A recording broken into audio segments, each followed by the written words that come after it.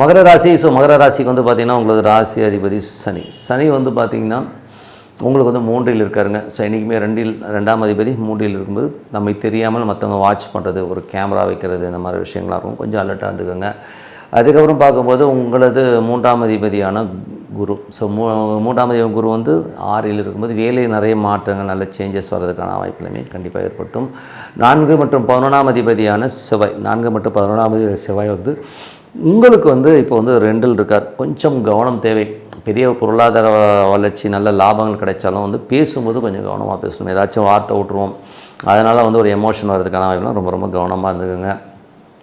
அதுக்கப்புறம் பார்க்கும்போது உங்களது 5ஆம் அதிபதியான சுக்கிரன், 5, 10ஆம் அதிபதியான சுக்கிரன் உங்களுக்கு வந்து உச்சமாக 3ல் இருக்கும்போது நல்ல ஒரு தொழிலில் நல்ல வளர்ச்சி, நல்ல ஏற்றங்கள் வர்றதுக்கான வாய்ப்புகளை கண்டிப்பாக இருக்கும். ஆன்மீகம் சம்பந்தமான விஷயங்களில் இருக்கவங்களும் பெரிய வளர்ச்சி, குழந்தைகளால் நல்ல லாபங்கள், குழந்தையோட சுப நிகழ்ச்சிகள் சம்பந்தமான விஷயங்கள்லாம் நடக்கிறதுக்கான வாய்ப்பு எல்லாமே ரொம்ப நல்லாயிருக்கு. ஸோ அது ரொம்ப நல்ல விஷயம் தான். தொழில் ரீதியான விஷயங்கள், ஸோ தொழில் ரீதியான விஷயங்கள் வந்து பார்த்திங்கன்னா உங்களுக்கு ஏதாவது லோன்ஸ் கேட்டிருந்தீங்கன்னா கிடைக்கிறதுக்கான வாய்ப்பு எல்லாமே ரொம்ப நல்லாயிருக்கு.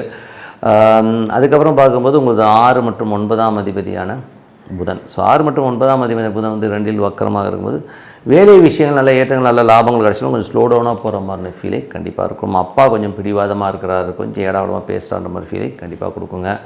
8ஆம் அதிபதியான சூரியன் உங்களுக்கு 3ல் இருக்கும்போது கவனம் தேவை. பக்கத்து வீட்டுக்காரங்களும் கொஞ்சம் சின்ன டிஃப்ரென்ஸ் ஆஃப் ஒப்பீனியன், மற்றவர்கிட்ட பேசும்போதோ ஒரு கம்யூனிகேஷன்ஸ் பண்ணும்போதோ கொஞ்சம் கவனமாக இருந்துக்கிறது ரொம்ப ரொம்ப நல்லது. பாசஸ் கிட்ட பேசும்போதும் கொஞ்சம் கவனமாக இருந்துக்குங்க.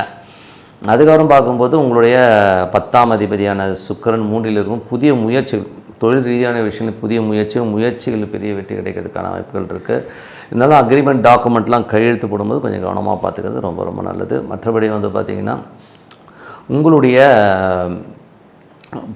11ஆம் அதிபதியான செவ்வாய் 2ல் இருக்கும்போது பெரிய பொருளாதார வளர்ச்சி, நிலபுலங்கள், பூமிகள், புதிய வண்டி வாகனங்கள் வாங்குகிற யோகங்கள் எல்லாமே அற்புதமாக கொடுத்துருக்குங்க.